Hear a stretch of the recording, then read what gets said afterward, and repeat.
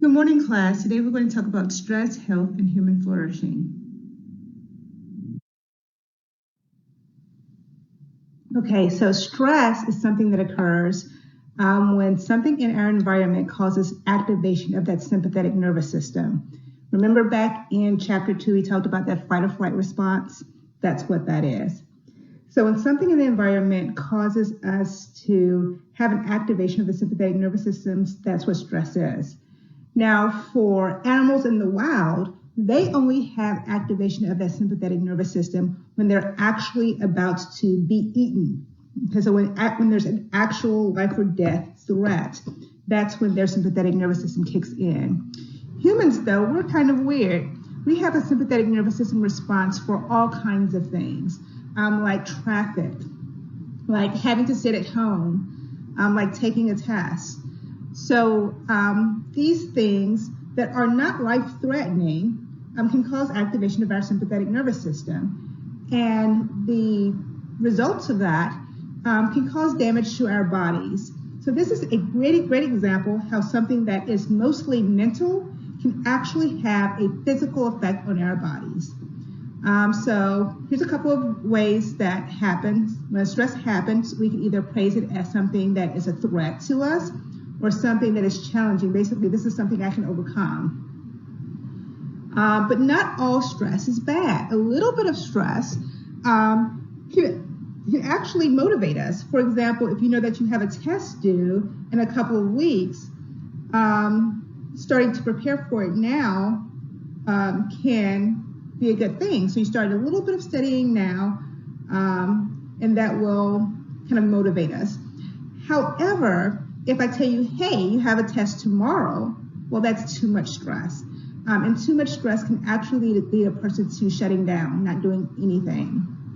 And also, a little stress early on can help us to deal with bigger stresses later on in life. So, for example, if you have a little bit of frustration, let's say that you're a kid and your parents tell you you can't have candy. That's a little bit stressful for a 4 or 5-year-old.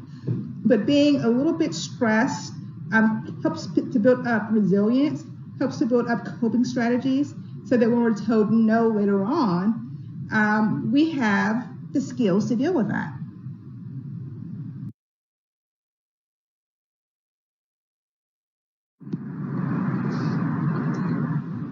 Three main sources of stress. The first is catastrophes.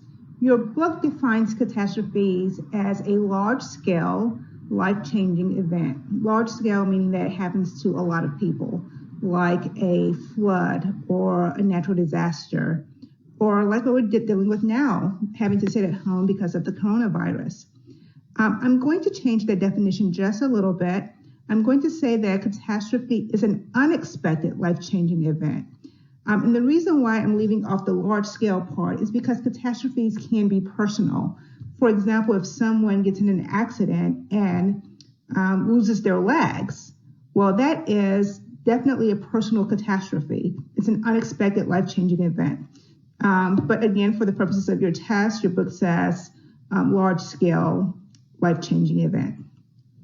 Significant life changes can also be a source of stress. For example, getting pregnant, losing a loved one, even things that we want to happen, even good things like finding a new job or moving to a new city can be a significant source of stress. Daily hassles. Daily hassles are also a source of stress. Daily hassles include things like, again, traffic, being in large crowds if you're an introvert, your kids not getting dressed on time so you're running late for work.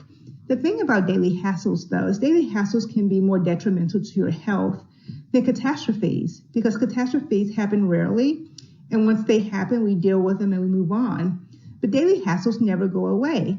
So, for example, if you have a boss that is annoying, well, guess what? You have to deal with that annoying boss every day unless you find a new job. So daily hassles are there every day, so they can have a more damaging effect on your health. Social stress can also be a source of health. Social stress includes things like racism, sexism, ageism.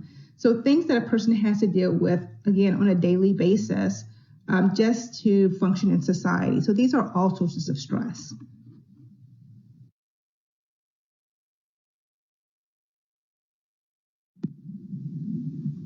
The general adaptation syndrome explains what happens when we are faced with prolonged stress. When we are faced with a stressor, what's supposed to happen is our sympathetic nervous system kicks in. After the stressor is gone, after we've dealt with it, our parasympathetic nervous system is supposed to kick in to return our bodies back to normal. Again, though, because we're humans, that doesn't always happen. Sometimes after we face a stress, we continue to think about it. We continue to ruminate on it. So the stress doesn't go away. We continue to deal with it. And so the general adaptation syndrome explains what happens. So the first stage is the alarm stage. With the alarm stage, that's again where the sympathetic nervous system is activated. During the resistance stage, our bodies continue to use resources to help us to cope with the stress. So remember when we were like superhuman versions of ourselves, once the sympathetic nervous system kicks in, we're quicker, we're faster, we have a little bit more energy. That's what our body is doing for us to give us more resources to help us deal with this ongoing stress. However, if you also remember that our bodies are not meant to function this way for long periods of time. So what we're doing is we're causing a lot of wear and tear on our bodies. And one of the things that our bodies is responding to is our immune system. Our immune system is depleting. So what eventually will happen is that we'll hit stage 3, which is exhaustion. Exhaustion is when we start having health problems. We might have headaches or stomach aches, or might begin to get sick because we're more vulnerable to things in our environment because we have basically worn ourselves out and our immune system isn't activating the way it should be. When faced with stress, there are 2 primary ways that we can cope with it. The first way is called problem-focused coping. This is when we attempt to deal with the stress by getting rid of it or changing it. For example, if you have a job that you don't like, a problem-focused strategy might be to start looking for new jobs. So you deal with the stress by addressing it. Emotion-focused coping is when we deal with the stress by dealing with the emotions the stress is causing. For example, let's say that your job is frustrating you. You might deal with the stress by venting or by trying to come up with ways to de-stress after work. So you might get into meditation. So these are ways to deal with coping with stress. Research has actually shown that if you're going to do either one or the other, problem-focused strategy works best. However, emotion-focused coping has gotten kind of a bad reputation, but research has actually shown that if we first deal with the emotions, so do emotion-focused coping first, and then transition into problem-focused coping, people who do that actually have better outcomes. So if you are unhappy about something, go ahead, have your pity party, but just keep it short and then get to the problem of fixing whatever the stressor is. Other ways of dealing with stress. One way to dealing with stress is to withdraw, basically to isolate yourself when stressed. Men tend to do that more than women. Men tend to socially withdraw.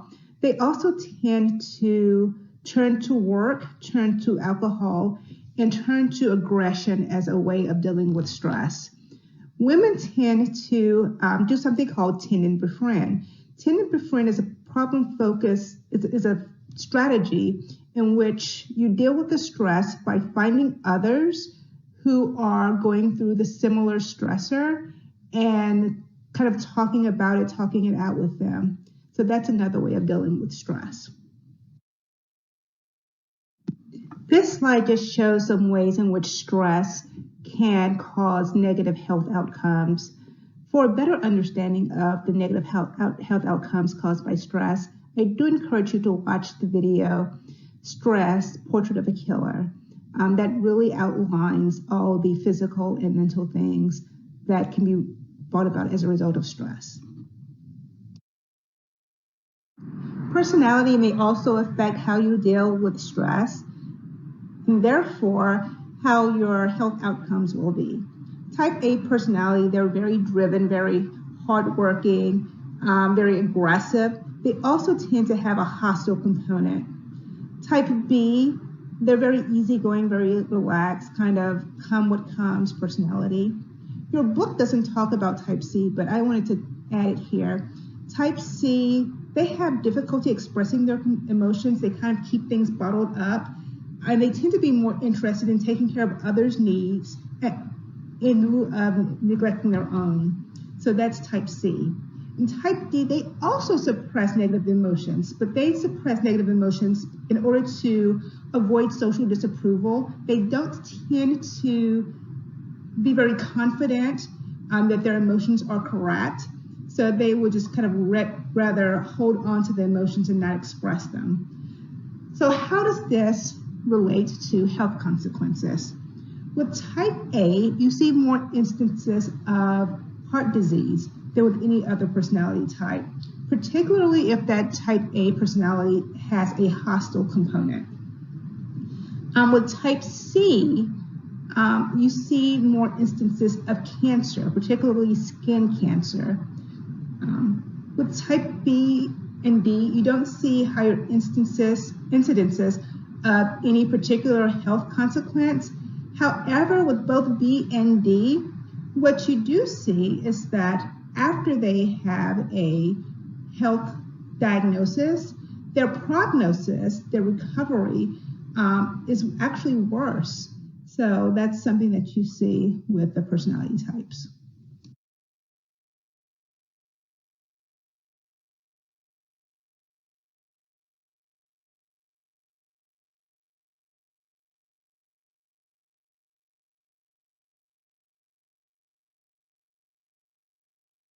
External versus internal locus of control.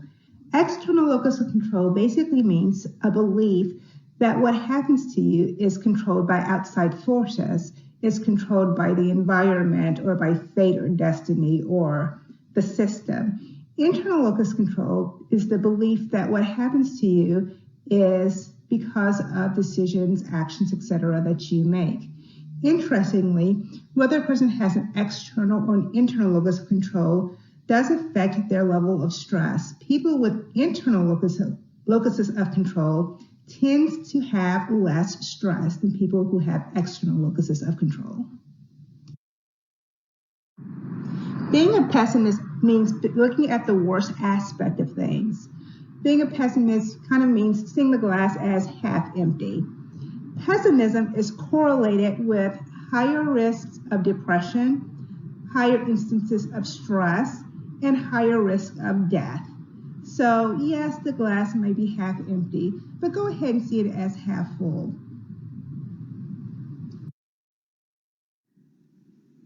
This slide shows how stress is related to various health outcomes. It used to be believed that if a person was angry, the best way to manage their anger would be to release that anger, to have some type of catharsis. So if you're angry, go punch something. Research has shown, though, that catharsis doesn't really happen. So punching something doesn't release anger, just kind of revs it up. So how do we deal with anger if we are mad or stressed? The best way is one, to wait. Don't do anything about the anger. Put some distance between yourself and whatever situation has evoked the response.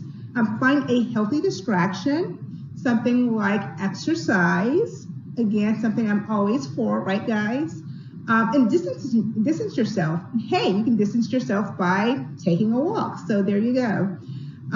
Also, really interesting, what about forgiving people? Does forgiveness actually help with anger management? The answer is yes. Forgiveness actually releases anger and calms the body. So go ahead and forgive, even if you do like to kind of hold on to a grudge. Just let it go.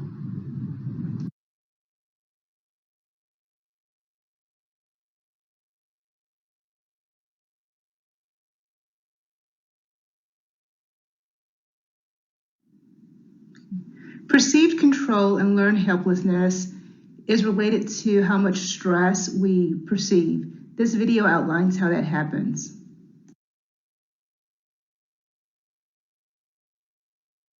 In 1965, Martin Seligman and his colleagues were doing research on classical conditioning, or the process by which an animal or human associates one thing with another. In the case of Seligman's experiment, he would ring a bell and then give a light shock to a dog. After a number of times, the dog reacted to the shock even before it happened. As soon as the dog heard the bell, he reacted as though he'd already been shocked. But then, something unexpected happened.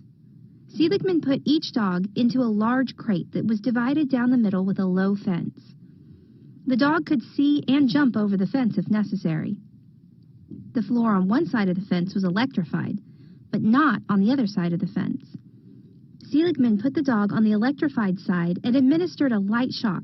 He expected the dog to jump to the non-shocking side of the fence. Instead, the dogs lay down. It was as though they had learned from the first part of the experiment that there was nothing that they could do to avoid the shocks, so they gave up in the second part of the experiment. Seligman described their condition as learned helplessness, or not trying to get out of a negative situation because the past has taught you that you are helpless. After the dogs didn't jump the fence to escape the shock, Seligman tried the second part of his experiment on dogs that had not been through the classical conditioning part of the experiment. The dogs that had not been previously exposed to the shocks quickly jumped over the fence to escape the shocks. This told Seligman that the dogs who lay down and acted helpless had actually learned that helplessness from the first part of his experiment. What does that have to do with humans? At first, Seligman wasn't completely sure, but further research has shown that the way people view the negative events that happen to them can have an impact on whether they feel helpless or not. Let's look at an example. Imagine that you just failed a math test. There are several things that you could say were the reason for that. I'm stupid. I didn't study hard enough. The test was too hard. Each of those reasons can be seen as a different type of attribution. An attribution is the factor that a person blames for the outcome of a situation. Attributions can be made for both positive and negative events. Psychologists have discovered that there are specific types of attributions that cause learned helplessness.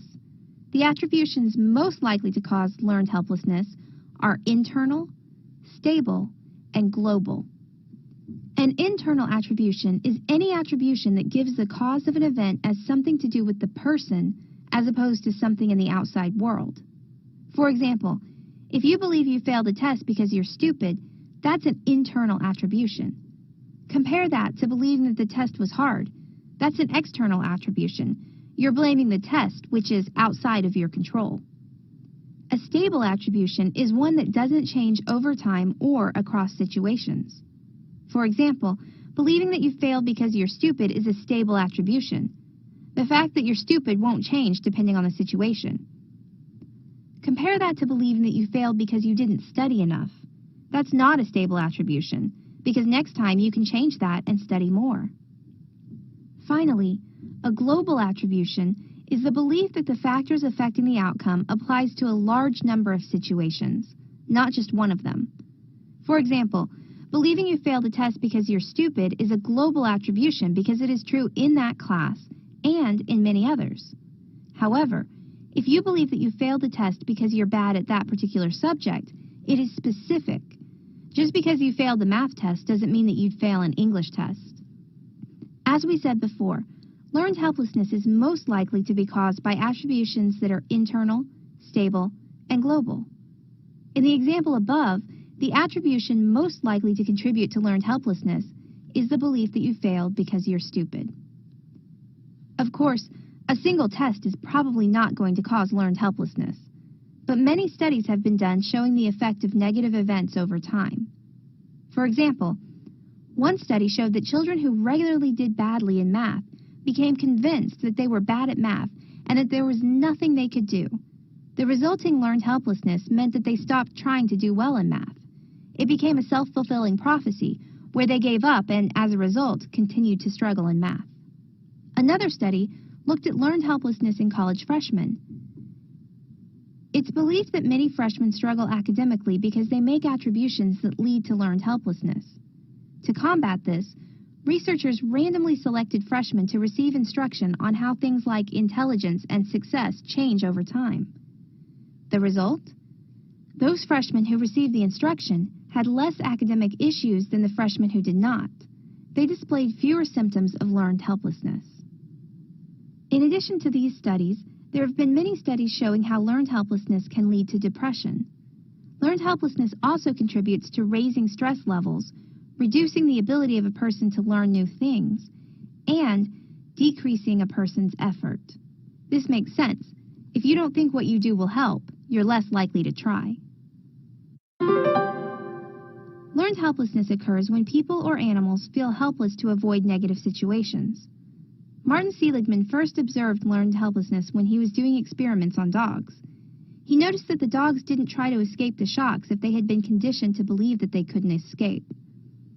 Other psychologists have shown that learned helplessness is most likely to occur if a person makes global, stable, and internal attributions to negative events.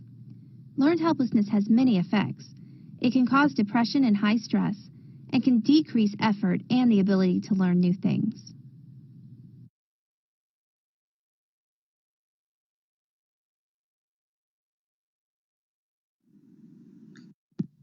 Social support, having a community of friends, neighbors, family, tends to serve as a buffer for stress, so that when a stressful event comes up, having a support system can lower the stress, makes it easier to deal with.